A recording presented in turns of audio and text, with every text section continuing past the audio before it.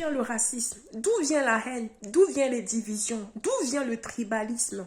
D'où viennent les querelles, les disputes? Du manque d'amour. Et en fait, beaucoup de situations auxquelles nous faisons face dans la vie, ça résulte parfois d'un manque d'amour. Et de notre part et de la part de celui qui est en face de nous, qui est en tort ou qui cause cela. Bien aimé, cela ne doit pas nous décourager à continuer à vivre dans l'amour. Dieu est amour, mais n'oublions pas que dans cet amour-là, Dieu réprimande le péché.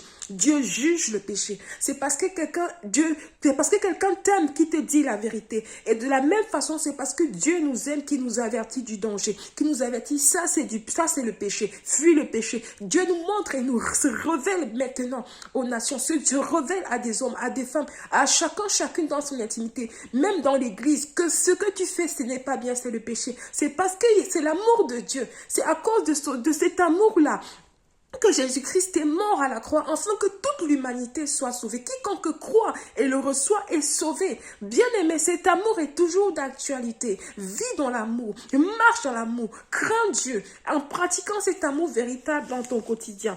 Dans le livre de 1 Corinthiens chapitre 13, je vais juste encore nous rappeler comment Dieu, ce que c'est que les caractéristiques de l'amour. La charité dont il est question, il s'agit de l'amour. La charité est patiente à partir du verset 4.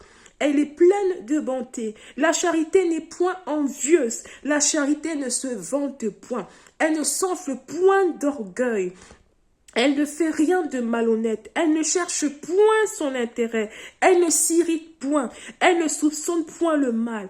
Elle ne se réjouit point de l'injustice, mais elle se réjouit de la vérité. Elle excuse tout. Elle croit tout. Elle espère tout. Elle supporte tout. La charité ne périt jamais. Les prophéties prendront fin. Les langues cesseront. La connaissance disparaîtra. Bien-aimés, voilà ce que Dieu attend de nous dans notre quotidien. C'est un travail perpétuel. Nous avons besoin de la grâce de Dieu. Le Saint-Esprit est là pour nous aider à mettre en pratique ces caractéristiques de l'amour en nous. Nous avons l'amour véritable de Dieu en nous. Nous aurons ces caractéristiques en nous, la patience. Nous n'allons pas nous enfler d'orgueil. Nous n'allons pas nous irriter à tout bout de champ. Si nous avons cet amour véritable, nous allons pardonner tout, excuser tout, croire tout, ne pas se réjouir de l'injustice. Nous allons vraiment manifester ces caractéristiques de l'amour qui nous est décrit dans le livre de 1 Corinthiens chapitre 13 du verset 4. Sachons-le, nous pouvons faire tellement de choses, mais sans amour, cela ne nous sert à rien. Nous pouvons faire toutes sortes d'évangélisation, des services, des œuvres de charité. D'autres peuvent faire même sans avoir l'amour. Sachons-le que l'amour est véritable et sincère et doit être au centre de tout ce que nous faisons. Merci.